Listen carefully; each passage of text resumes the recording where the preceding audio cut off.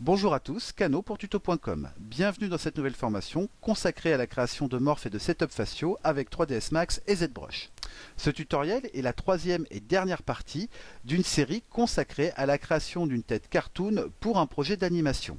Cette formation peut bien entendu être suivie de manière complètement indépendante, vous n'aurez donc pas besoin nécessairement d'avoir suivi les deux premières formations. Alors concernant le niveau requis pour suivre ce tuto, il faut déjà avoir, on va dire, quelques acquis sur 3ds, notamment savoir un minimum naviguer dans l'interface, modéliser, savoir ce que sont des modifieurs et également savoir ce qu'est une courbe d'animation. Si vous n'êtes pas très à l'aise encore avec ces notions, je vous conseille de revenir un petit peu plus tard pour ce tuto. Il y aura également une partie sur ZBrush, puisque ça va être, on va dire, un apport assez important à mon processus de travail que je vais vous présenter aujourd'hui. Alors pour les personnes qui ne connaîtraient pas ZBrush, j'ai créé il n'y a pas très longtemps un tuto gratuit qui vous donnera les bases nécessaires pour suivre ce tutoriel sans aucun problème. De toutes les manières, si certains parmi vous n'ont de toute façon pas envie d'utiliser ZBrush, je montrerai quand même les outils que j'utilise dans Max pour obtenir mes cibles de morph. Ok, donc de toutes les façons, même si vous n'êtes pas un fan de ZBrush, vous pourrez quand même suivre ce tutoriel, en tout cas sur toute la partie 3ds. Alors, en ce qui concerne le développement de ce tutoriel, je vais tout d'abord commencer par expliquer ce que sont les cibles de morph, quelle est la logique de leur utilisation, mais également quelles sont les contraintes liées à l'utilisation de cet outil. Je parlerai donc forcément du modifieur Morpher.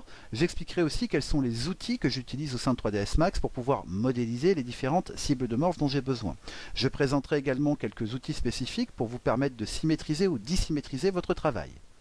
Je vous présenterai également un rapide comparatif entre la méthode que je vous propose et d'autres méthodes qui existent pour vous en présenter notamment les avantages. Une fois que nous aurons terminé cette première partie dans 3ds, je commencerai à intégrer progressivement ZBrush dans notre workflow.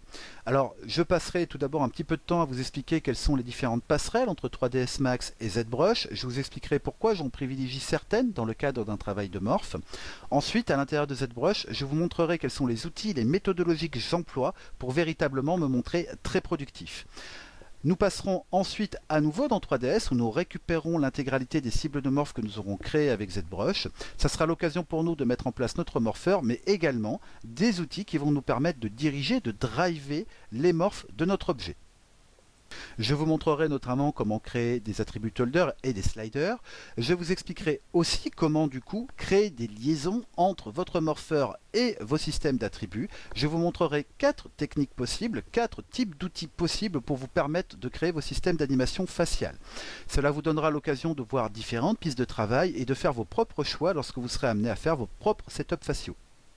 Alors, vous avez là ici un petit aperçu du résultat que l'on peut obtenir en suivant la formation. Normalement, à la fin de ce tutoriel, vous devriez être en mesure de créer vos propres setups faciaux à base de morph et vous saurez utiliser efficacement 3ds et ZBrush pour y parvenir.